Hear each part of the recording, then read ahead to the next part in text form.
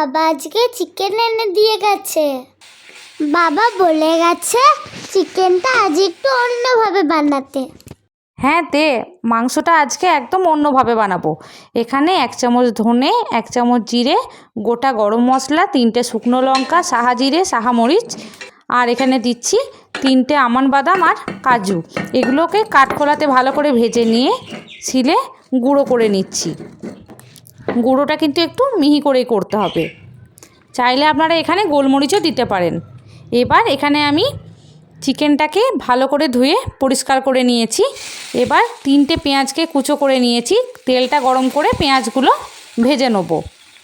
ধুয়ে রাখা চিকেনগুলোকে পেঁয়াজটার ওপরে দিয়ে দিতে হবে। এখানে পেঁয়াজটা কিন্তু খুব একটা বেশি ভাজার দরকার নেই। এইরকম একটু হালকা বাদামি কালার এলেই চিকেনটা দিয়ে ভেজে নিতে হবে। এবার একটা টমেটোকে কুচো করে চিকেনের ওপরে দিয়ে দিচ্ছ মা? হ্যাঁ, চিকেন, পেঁয়াজ আর টমেটোটা একটু ভাজা হয়ে গেলে দিয়ে দিচ্ছি করে রাখা যে গুঁড়ো মশলাটা, সেটা এখানে দিয়ে দিলাম 2 চামচের মতো। এবার এখানে কয়েক কোয়া রসুনকেও আমি শিলে বেটে নিলাম। 1 চামচ আদা আর 1 চামচ রসুনের পেস্ট দিয়ে দিতে হবে।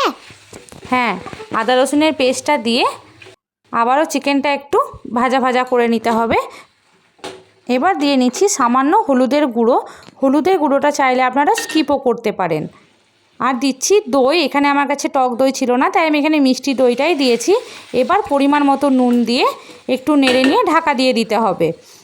এবার চিকেনটা থেকে তেল ছাড়া হয়ে এলে কাঁচা লঙ্কা, ধনেপাতা আর জল দিয়ে ঢাকা দিয়ে দিতে হবে। হ্যাঁ, তারপর চিকেনটা সেদ্ধ হয়ে গেলে 1 চামচের মতো বাটার ওপর থেকে দিয়ে গরম গরম পরিবেশন করতে হবে। দেখা হচ্ছে অন্য ভিডিওতে। আজকের মতো তাহলে এখানেই টাটা।